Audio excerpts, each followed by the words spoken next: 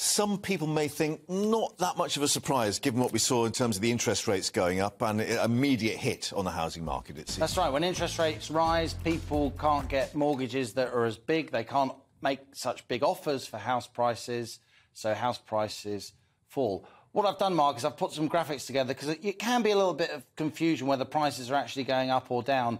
And GB News listeners on radio will have to bear with me. I'll try and be very clear. Let's just have a look at the graphics that I've prepared.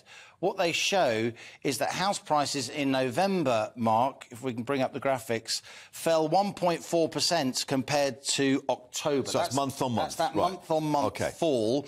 But they're still up compared to November 2021. They're up 4.4%. And indeed, they're up considerably since the beginning of the pandemic. Why is that happening? The average mortgage rate, the next graphic, in January 2022 was 3.7%.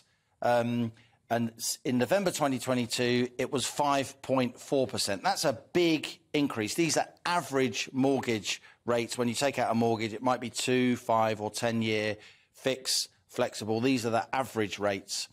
And those first-time buyers, these are the real reason that the house market slowed in November as these interest rates have risen. First-time buyers back in August, before the mini-budget, which was in September, they were using approximately 30% of their monthly income when they first started making their mortgage payments. They're now spending more like 40 or 45%, Mark. And a lot of first-time buyers, they simply can't do that. They haven't got enough money to survive and buy the house, even if they can raise a deposit.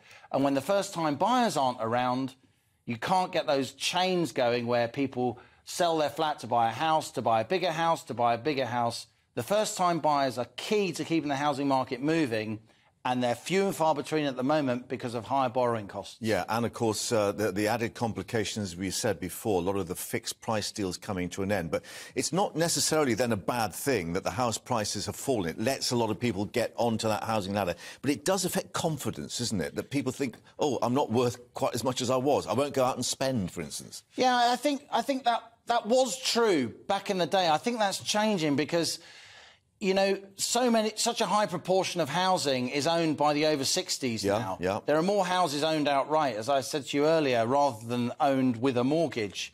And yet, among the under 60s, particularly the 25 to 34-year-olds, house ownership is very, very low.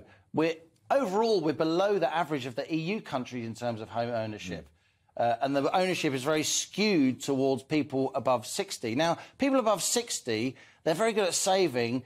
They don't spend that much. So the fact that their house prices are going up, it doesn't really mean that they go out and buy lots and lots of stuff.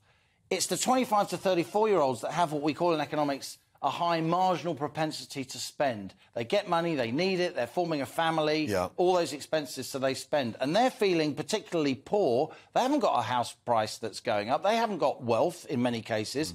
They're paying a third, a half in London and the South East of their monthly income to a landlord. So I don't want to see house prices crash because that would harm the economy, but I do want to see house prices levelling out over a period of years while wages gradually rise to make housing more affordable. And the only way to do that, Mark, I'm afraid, is to build a lot more homes. Yeah, but the other aspect is what happens to interest rates, I guess, and indeed the government borrowing costs, the gilt. That seems to be settling down again. Indications, perhaps, that the Bank of England will soften interest rate policy next year as inflation maybe starts coming down. We just heard earlier this week from a guy called Jerome Powell. He runs the Federal Reserve, the US central bank, the most important central bank in the world.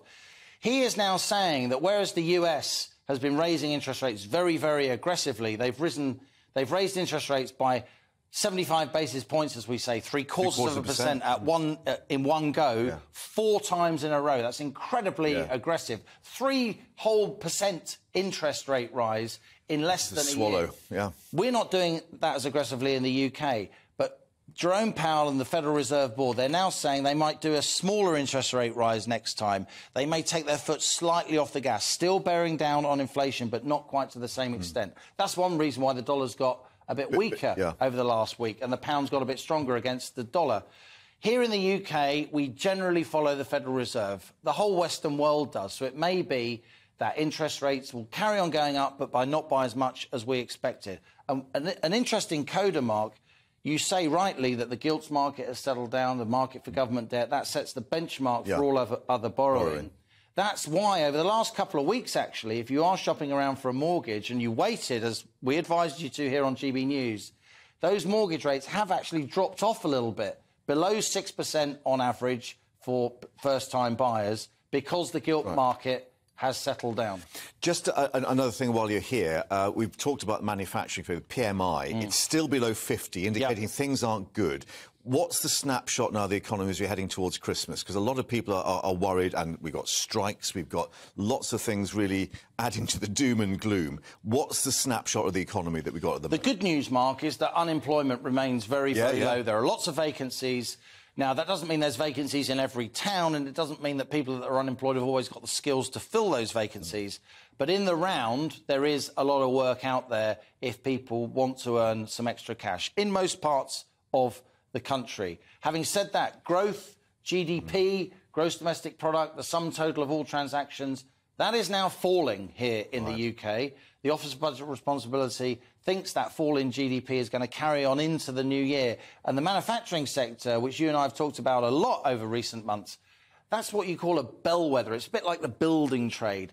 They feel where the economy is going, and they tend to go up first in a recovery and go down first in a recession. And the manufacturing sector now, Mark, is growing at its slowest pace since the heat of lockdown in mid-2020. And that's really bad news, because manufacturing is a lot of our exports, and it's also where a lot of working people, skilled and semi-skilled, have good jobs. But for now, in the round, those manufacturing jobs, they're still keeping their workers on, and fingers and toes crossed, that remains the case. Steady as it goes.